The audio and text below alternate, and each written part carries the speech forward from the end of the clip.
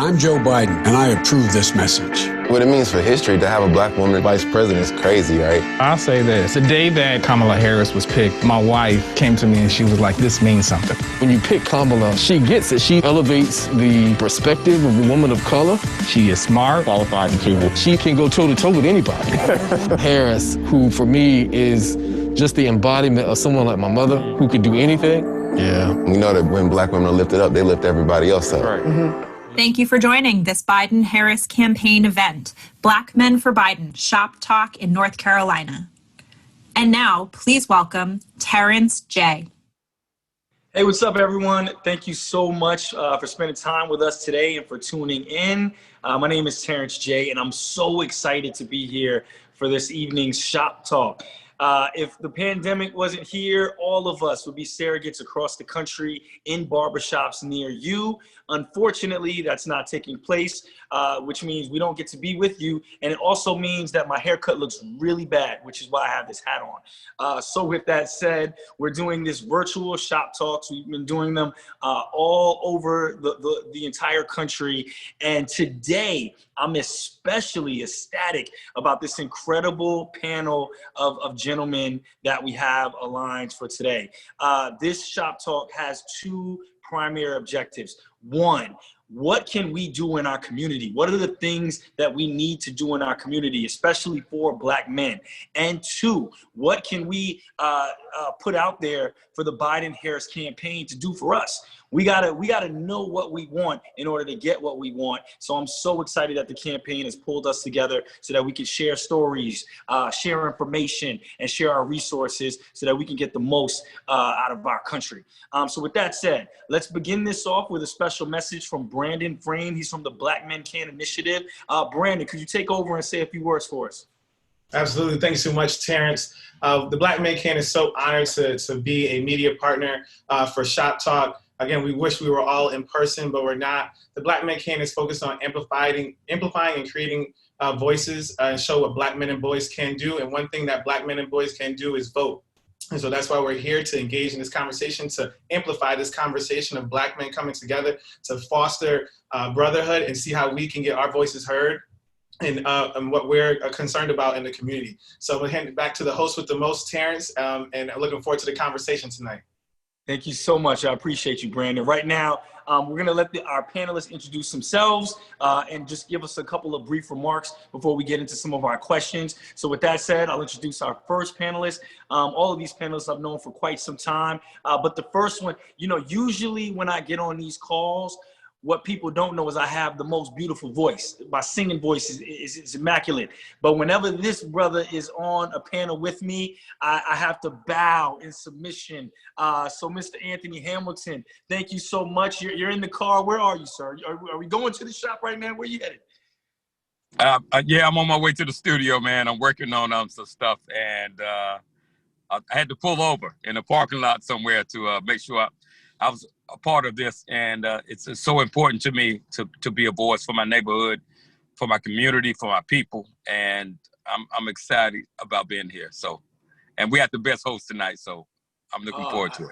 I appreciate it, and I feel you in the car. When you get these calls from the campaign, like you said, it's the call to action. So wherever you are, I've had to do these shop talks in the back of Ubers. I did one in the back of a grocery store aisle. Whatever you got to do, you just got to stop what you're doing. You got to stop, man. All right, we tagging in. We're going to do this today. You got to, man. And that's what it's going to take right now, man, because it's so, it's desperate times right now. So we need to stop what we're doing and make this absolutely priority. At 100%. All right, our next panelist, just one of the smartest individuals I know. You can go to him for so much information, and he wears a variety of hats. Dr. Everett Ward has joined us. Dr. Ward, are you in your study right now, sir? It looks like you're going to solve all of the world's problems from whatever room you're contacting us from right now.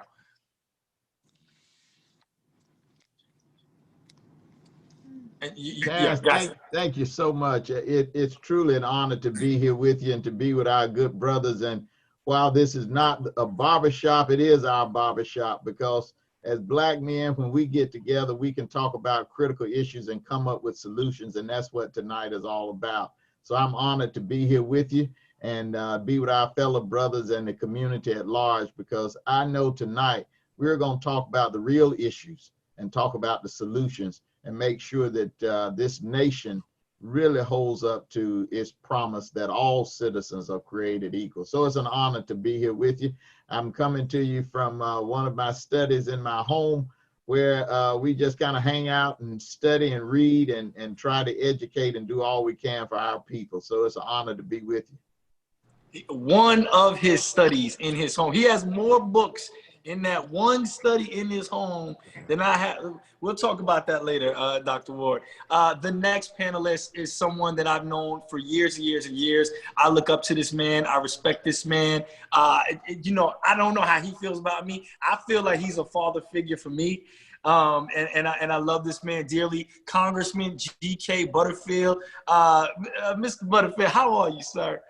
I'm doing fine, Terrence. It's good to see you again, young man, and it's good to be a part of this great program this evening. I hope the whole country has tuned in, because we've got a lot we need to talk about. I bring greetings to all of you from the 55 members of the Congressional Black Caucus. We are actively involved in this campaign. We are continuing to do our work as members of Congress, but we want the world to know that the most important election of our lifetime will happen on November the 3rd, and hopefully we can talk about that tonight. But we should also talk about the issues that are facing Black America and what Black America expects from Joe Biden. 100%. You know, Congressman Butterfield, the last few times that I saw you were under very different circumstances. We would always bump into each other at the White House. Under the Obama administration. You spent a lot of time with President Obama and with Vice President Biden at the time. And, you know, it was very happy times. Now I feel like we're survivors. I feel like getting through these last 5 years, I feel like it's been a long episode of The Walking Dead. And I haven't seen you in a long time, which means things haven't been that good. So I know it's been crazy. So, you know, coming from you with everything that's been taking place in the country, everything that we've been seeing, from the pandemic to the Black Lives Matter movement, to the global warming, you know, our skies are on fire. You know, what are some of the most pressing issues that you feel directly correlate to us as Americans and especially to us as Black men? Well, thank you, Terrence. Let's just have a good, serious, honest conversation with each other tonight. Look, I've been involved in every presidential election starting in 1968. I've seen presidential candidates come and go. I've seen them walk the walk, but very few have really stepped up to the plate and really done everything that we expected of them to do. But let me tell you about Joe Biden. The Congressional Black Caucus members embraced him early in this campaign.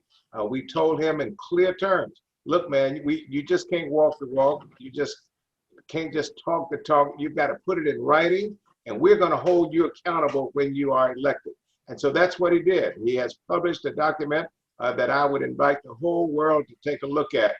Go to joebiden.com/Black America, and you will see his platform as it directly relates to African Americans. He talks about racial wealth gap and the income gap. He talks about having access to high quality education and funding HBCUs. And Terrence, you went to an HBCU, and I did as well. Those institutions, those wonderful institutions, need resources. Dr. Ward was the president of St. Augustine's in Raleigh, North Carolina. Need support, and Joe Biden has made that commitment. Biden is talking about health disparities, racial health disparities, and the criminal justice system needing reform, and all of the other things that we care about. And so that's what Joe Biden says that he will do. But what I want to hear on this call tonight is, what do our friends, our brothers across the country want? What are your expectations for the next president of the United States? You said so many poignant things there, sir. And Dr. Ward, I'll take it to you, especially when it relates to HBCUs and this entire plan. You know, Trump tried to throw out this new plan. I forgot the name of it a couple of days ago, and he's trying to shine some flashy things in front of us. But Joe Biden and the Harris ticket has a real plan. And whether we dive straight into the HBCUs or any of it, what is the most attractive part of their plan in your eyes? Well, I must tell you, having been a president of historically Black college, having been president of St. Augustine's, there's nothing more important, as we all know, than education to our community. And historically Black colleges for over 100+ years has been that catalyst for the uplift of our community. What I really appreciated about Senator Biden's campaign, Vice President Biden's campaign, and Senator Harris, they give real detailed accountability of talking about funding special programs around STEM education, putting together research initiatives in the African-American community that can be funded through historically Black colleges. When they talk about taking a serious look at reducing student debt, our historically Black colleges serve a student population, many times first-generation students. But those students are the ones and their families who bring hopes and aspirations, but then go back to their communities and become outstanding contributors to society. So I'm very pleased about what I see with regard to historically Black colleges. We have some 100 historically Black colleges throughout this nation. Every one of them are serving as vital educational centers and do so much for the communities. So I'm pleased about what I see in their plan, their initiative around teacher education. Many of our historically Black colleges have been known for producing exceptional Black teachers, but in their plan, they're talking about special funding to help increase the diversity of teachers in America, and that is so important. I'm very pleased about the plan and look forward to the day that they're in the White House, that there's a difference between rhetoric and reality. And what I like about this plan is its reality, and it deals with the real issues that we confront at historically Black colleges every single day. We need funding for fellowships. We need funding for increased infrastructure. We need to help around the economic development around our communities in historically Black colleges and infrastructure. So many things that this plan is committed to doing. Which I love. I went to North Carolina A&T State University. I would not have had a career if it weren't for the professors and the guidance that I received going to an HBCU. So like you said, getting that funding, there's no words to describe how important that is. Anthony, you make a lot of money on the road. And this pandemic has hit all Americans in so many ways. I know I do a lot of shows on the road. I've had to adjust and try to figure out other things because I make a lot of my living by being out there. Can you talk a little bit about how the pandemic has affected you and how important it is to have an administration in office that has a clear-cut plan on how to get this thing together so that people like you and me can get back to work? Well, first off, we want a healthy country, and we want to have things in place to implement security for us as Black men and women and fathers, and to make sure that our kids are safe, healthy educational systems, and just prison reform and all the things that are so unbalanced right now for Black and brown people. Getting back on the road is important, but it's not as important as like that our day-to-day people who are suffering from losing jobs and healthcare and things that are so important. But to get back on the road is very important. Touring is very important, but that's not the main goal here. The main goal is to get the bigotry out of our country and get back to a safe America for me. And you know, that leads into my next question. I want to piggyback right off of that, Anthony. When you talk about the bigotry in this country, I watched that last the presidential debate the other night, and my mouth almost hit the floor when the question of white supremacy came out, and the entire narrative of what's been taking place in our country, you know, from George Floyd to Breonna Taylor, all of the movement that we've been seeing. We need an administration in there to lead from the top up. Any of our panelists, can you just jump in and just, you know, explain from your perspective of wherever you are, how important it is to have that type of leadership coming from the top down so that we can get our race relations in our country back to a place that they need to be? Well, I'll start off. I'm a father of 6 Black males from ages 8 to 31. I have sons who I care so much about. And the fact that their lives could be at stake at any moment, whether it be a gas station or a grocery store run, is a problem for me. And the security that they need to have a decent day and have the security that white men and women have is very important for me. And so I have an issue with anybody, any leader who's gonna not see that as priority. And if Biden can do that, that's where we need to be. And, you know, for me to be an entertainer and some days feel like it's a problem for me to go to the grocery store or to a gas station at 10 o'clock at night for the fear of being seen as a problem or a suspect and something that I have nothing to do with. We have a problem here that needs to be addressed, and the racial problem is a heavy one. And President Trump the other day, he gave the okay for the Proud Boys and the white supremacists to be okay with just staying the course and sticking by it and continue to do what they want to do. And I have a problem with that. And you know, we've suffered enough, and we're tired of it, and we're tired of we're tired of speeches, we're tired of a lot of the rhetoric that's been happening and stuff that needs to change. And so I just need to see that America is starting to wake up and be aware of the problem that's been plaguing us for so many years and be really honest and transparent and really solving the problem. And it comes with classism, racism, and all the schisms that keep us in one place. And we need a leader who's going to not just tell us, I don't need another speech. I don't need another,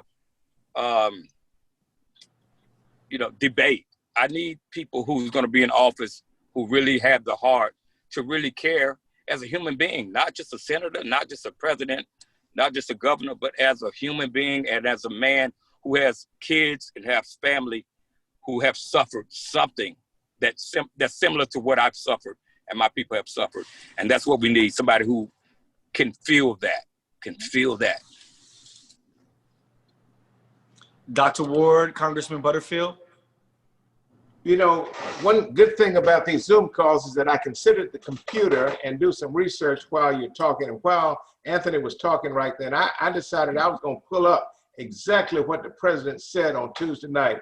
And check this out. This is what this man said. First of all, the moderator says, President Trump, are you willing to condemn white racists? Are you willing to do that? Are you specifically willing to do that? And he said, yeah, I'm willing to do that. And then he went on to say, well, we'll do it. We'll condemn them. And this is what he said. Proud Boys, stand by. Stand by. Now, Proud Boys are a right-wing militia group. He said, stand by. I'll tell you what, somebody's got to do something about the left. And you know, when they talk about the left, they're talking about us. Exactly. They're talking about us. And so that's what we're dealing with. That's what we've been dealing with for 3.5 years. And so what we've got to do in this election is to put this man out of the White House, put Joe Biden and Kamala Harris in charge, and let's hold them accountable, and let's get ready for 4 years of decency and good governance in the White House. We've got to implement the Lift Every Voice and Sing platform. We're not going to just let Biden do what he wants to do. We're going to hold him accountable, man. We're going to hold him accountable to the plan that he has published. He's talked about housing, and an incredible piece in his plan when he talks about housing. Very, very important. And that's how African Americans acquire wealth, through housing. He talks about expanding African American home ownership and access to affordable, safe housing. And then he goes on to talk about investing $640 billion into housing for African Americans over 10 years. We've got to hold him accountable. And just before I let you go on that point, yeah, with all the presidential, because you've been, like you said, since the 60s, you've been involved in every presidential campaign. Have you ever seen anything like this? No, man. I've been involved in every campaign, and I can call the roll, including my good friend Barack Obama, who was just a superb president. But Biden is going to exceed what any president has done. We've had presidents to say what they were going to do, and some did it, some didn't do it. But this man has published a document, and everybody has the internet on this call. I know you do. When you get off of this call, if you haven't already done it, just go to joebiden.com/Black America, and then spend the next hour reading the plan that Joe Biden has laid out. It is very impressive. I can tell you the Congressional Black Caucus pushed him to put some of these things in his plan, but that is the plan. We are ready to execute the plan and hold him accountable, and we want you to hold us accountable. So important. Dr. Ward.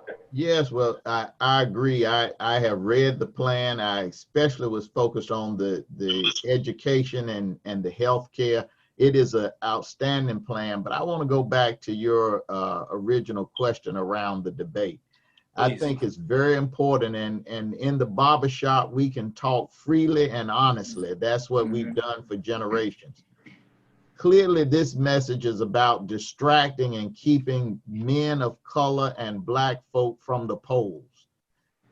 What was done a couple of nights ago was clearly strategically organized. This sitting president does not want to talk about issues. So the strategy was to totally distract from discussing education, discussing healthcare, discussing the economy. But at the same time, it was a clear racist strategy to put into language not even a coded message, but to say that racial division is the way that I want to win this election. It has been how he has administered the presidency, and it is a disgrace that we have to be exposed to this kind of democracy that is led by someone who doesn't have the capacity to lead. But what I want us to say as brothers on this call, we've seen this before. Let us not forget Strom Thurmond. Let us not forget Jesse Helms. Let us not forget George Wallace's presidential campaign in '72. We've been down this road before. Let us not forget Wilmington, North Carolina in 1898.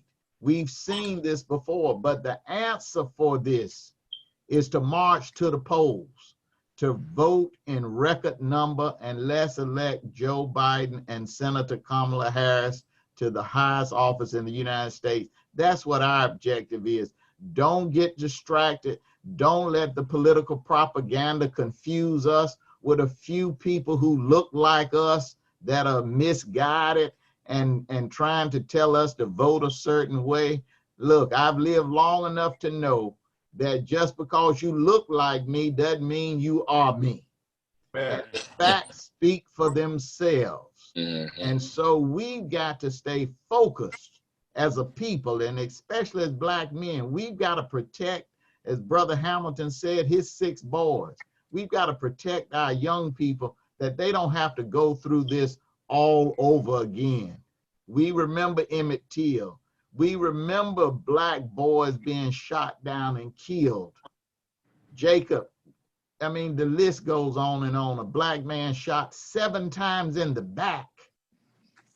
And you're going to go to the city and focus on a few people who are looting instead of focusing on the man that was shot. Luckily, he is, through God's grace, doing well, but we've got to stand up. But I say the answer is go to the polls. We've got to vote vote and take everybody you can with to the poll. And then the threat that he put out, where he said he's going to send some people to the election polls. Brother Butterfield, you and I have heard that before.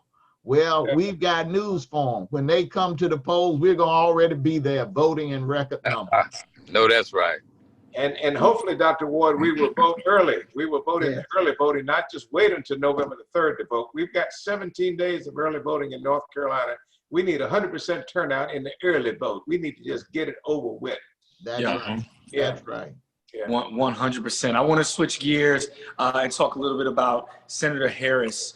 For me, when I saw the appointment of the nomination of Senator Harris, it resonated in a lot of ways.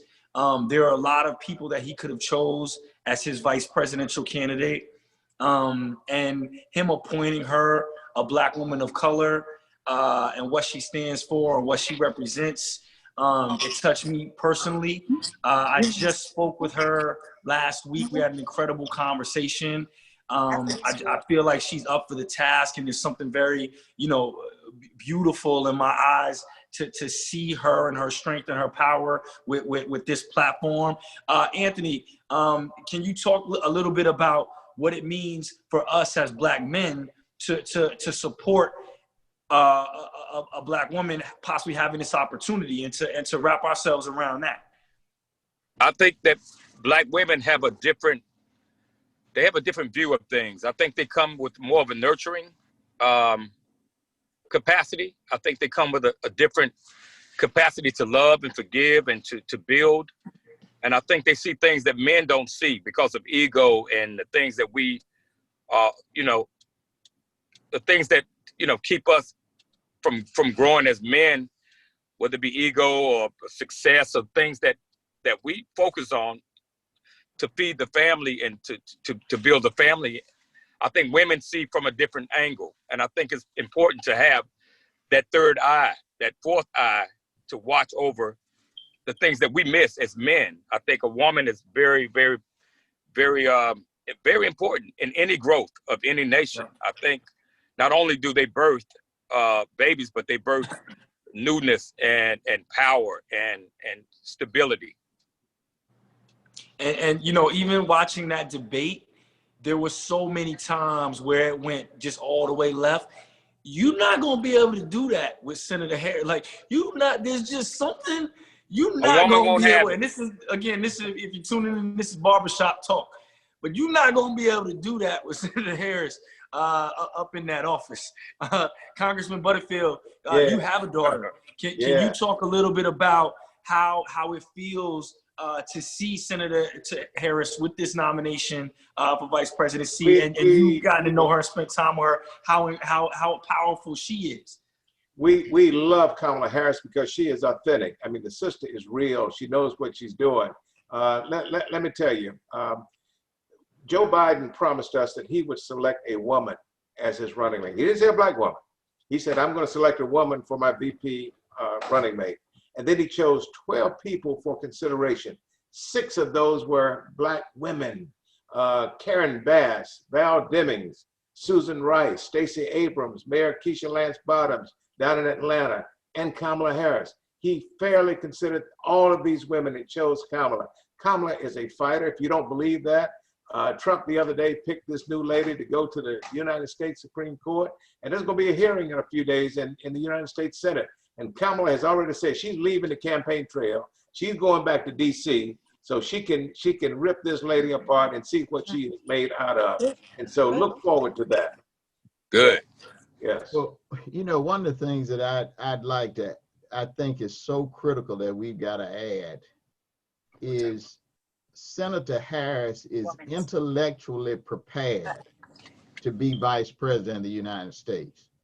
She has the experience, she has the preparation, and she's not just a woman, but she is a brilliant scholar, public servant, and someone who has a proven record of strong leadership.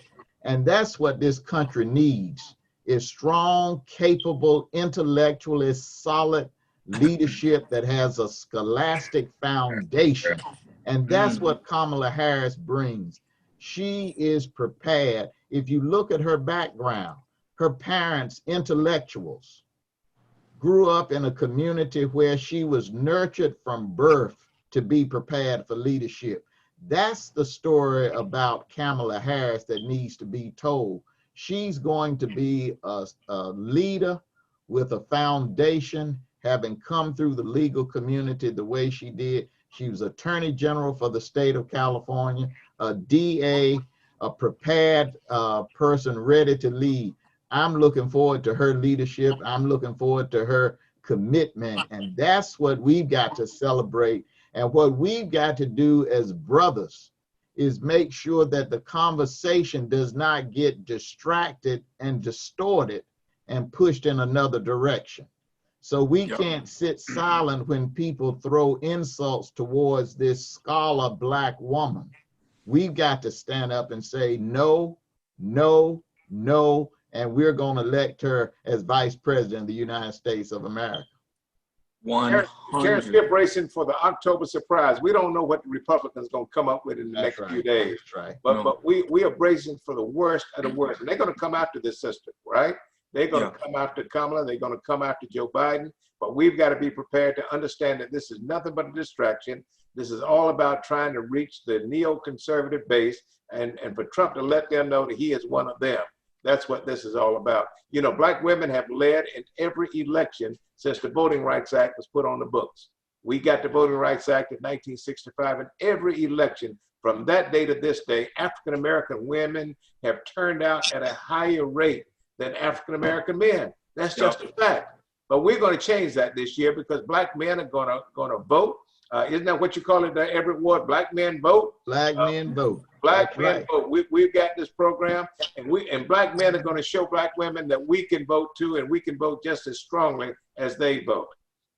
And we're going to do it. We're going to do it together. Brothers, I remember when in 1972, living here in Raleigh, father precinct chairman and mother was a registrar as a volunteer, and meeting Shirley Chisholm when she came to Raleigh in 1972, running for president of the United States of America.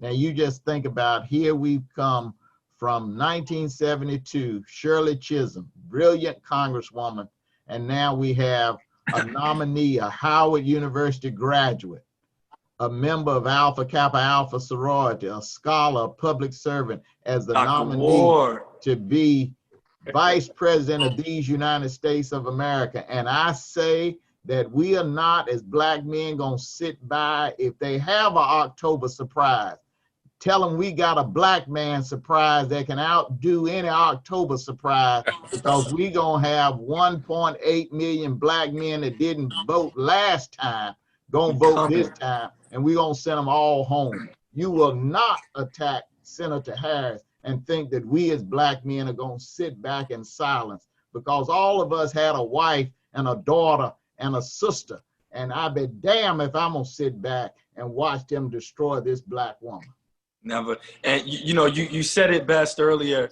You know, Black women have been showing up at the polls. Black women have been holding us down. They've been our crutch.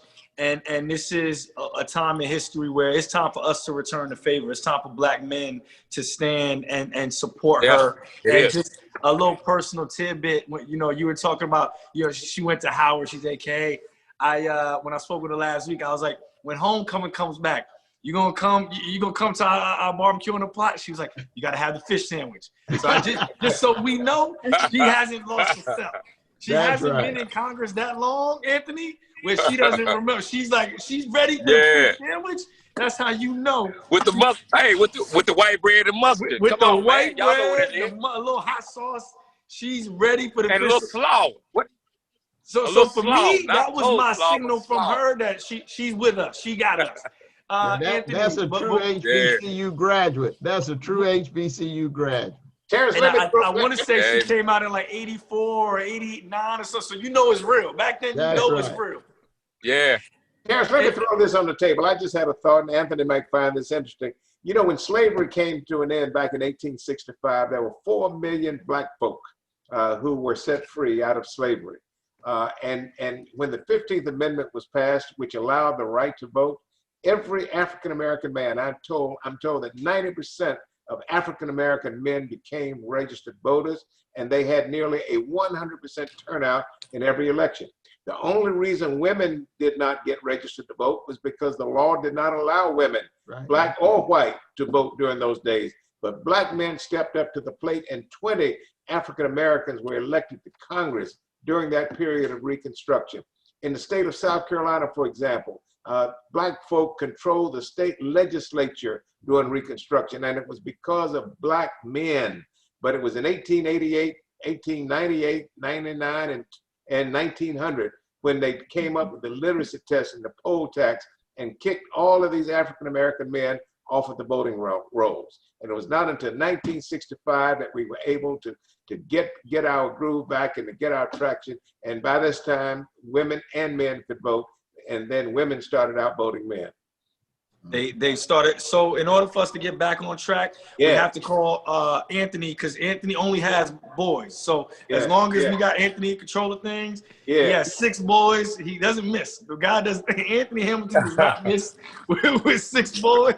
So as long as he's in control, we'll keep on just putting the men out there. Anthony, what's the one thing that you want to see in the first 100 days of this Biden-Harris administration? What's that one thing? Because part of what Shop Talks is not just us talking about what's been going on bad, is how we want to hold them accountable. So what's the one thing that you would love to see at the top of his list on his desk that he's handling in those first 100 days?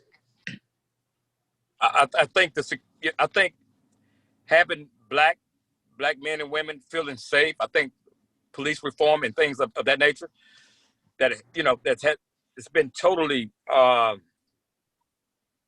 it's been really, really, really hard out here to feel safe and to feel like you belong. I want people to feel like this is the country that we helped build. I want to feel like we're secure. Education, I think schools, we need funding for our schools and jobs and things. Teachers getting paid for taking care of our babies. Health care for those who can't afford it. There's a lot of people suffering. There's a lot of people homeless who can't afford health care. And I think every individual has a right to be taken care of, to have a chance at even attempting to have a good life and doing their best. But we should offer them that as people who are in sound mind, body, and soul. I think we're supposed to take care of the people. And I think Harris and Biden should make sure that people are safe and secure. Not just black and brown people, but people who are less fortunate than others. I think there's a classism problem here in America, and I think it's not viewed as. I don't think we view people as equal. It's either your status, your job, or your reputation, and I don't think it's based on a humanitarian. As I don't know, I don't think it's viewed as being human and whatever the big word is. I can't get it because I'm so upset about we got a class problem all the in shit our that country, happened. Yeah, class is a problem, but people don't view it as it's just being a decent human and people that are valued in God's eyes. I don't think we see the value in people anymore, and I think we need leaders who value people like God value us. And until we get to that place, I think we're gonna have a problem here. Amen, brother. Amen. Dr. Ward, he's at his desk. Those first 100 days, day 20, day 30. What do you want on the top of that agenda? What is that thing that you want to make sure that they're pushing forward? Well, I certainly have to agree with Brother Hamilton. There's a George Floyd bill, and I know Congressman Butterfield can speak to that in depth. But the passage of that bill, I think, is critical to deal with reform in how people, how the police we have reform in criminal justice and in the police department. Just the senseless murder and assault on Black men and just Black people in general must end. And so I'm looking for Vice President Biden as the president in his first 100 days. I think his election will change a tone in this nation immediately, because it will be a person that will come with civility, a strong degree of humanity that will make this nation come together as one. But then I think the second is dealing with health disparities. You know, the health disparity that's in the African-American community is beyond measure, and it's complicated even further with COVID-19. So I think his leadership around COVID-19, listening to the medical professionals and the scientists, and making sure that we are dealing with the health disparities, because people of color, especially African Americans, are being disproportionately impacted with COVID-19. So to me, those are the two immediate. And then, of course, education and historically Black colleges will always be top on my list, because education has been that pathway for us as a people for upward mobility. Thank you so much, Dr. Ward. And Congressman Butterfield, I'm gonna ask you that same question. However, I also have an additional amendment to the question for you. You know Joe. Yes. You spent a lot of time with Joe. This is the shop talk. This is the barbershop. You know Senator Harris as well. In addition to what you want to see happen in that first 100 days, knowing Joe and knowing Senator Harris, can we hold them accountable? Can we hold them accountable for us and our communities and the things that we need? With your personal relationship with Joe, can we hold them accountable? We can, without question, hold them accountable. I first met Joe Biden back in 1982 when I was doing voting rights litigation. We were getting our butts kicked in federal court. And we knew that if we were going to succeed in these voting rights cases, we had to change the law.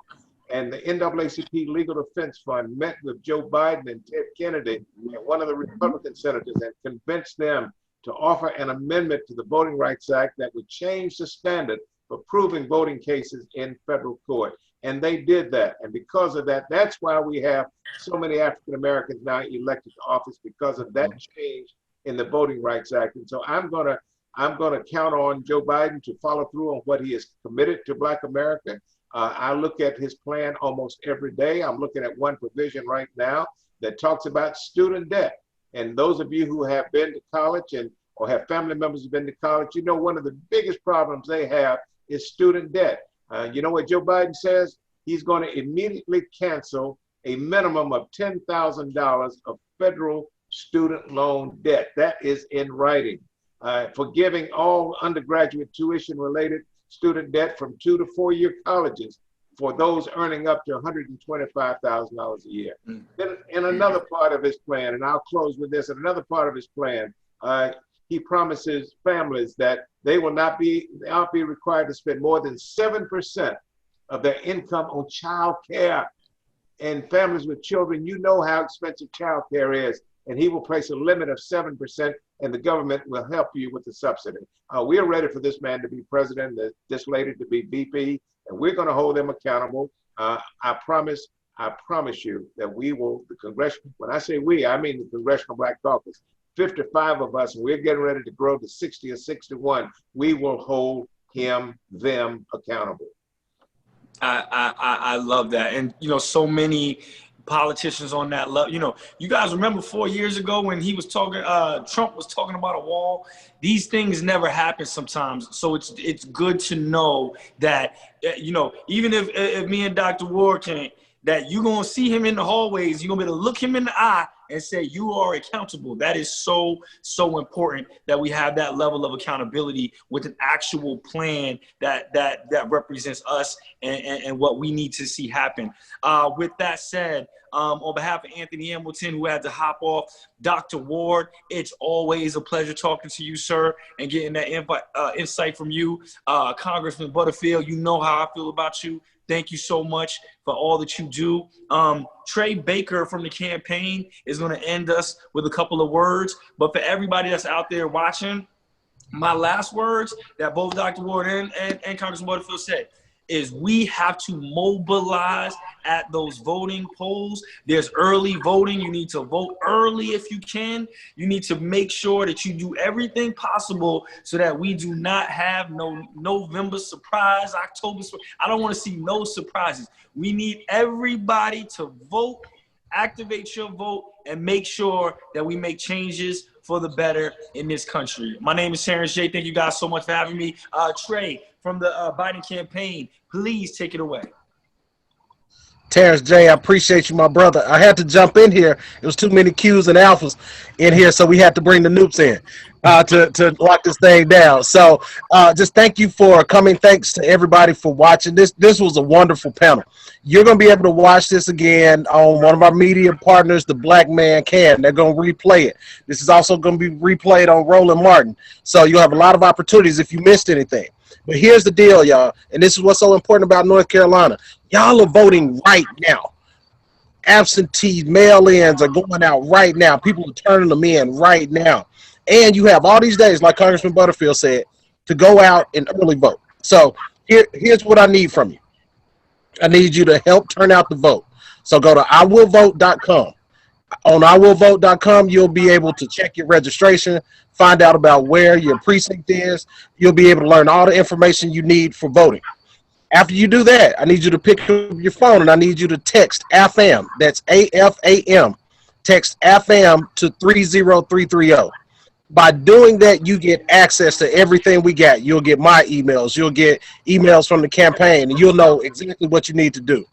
And finally, I need you to really leverage your social media. So, you know, if you go to iwillvote.com and find out your registration and it says you're registered to vote, post that. Let the people know about it. And also post these Joe Biden messages and let folks know about what's going on. I'll leave you with this. People always say that there's this old term about men lie, women lie, but numbers don't. Here's what I'll say, is that Trump lies again, but numbers don't. So here's some numbers you need to remember. 30 million, the number of jobs lost because Trump mismanaged our economy. 200,000+, the number of lives that were lost because he mismanaged COVID-19. $750, the number of taxes that he paid over the last couple of years.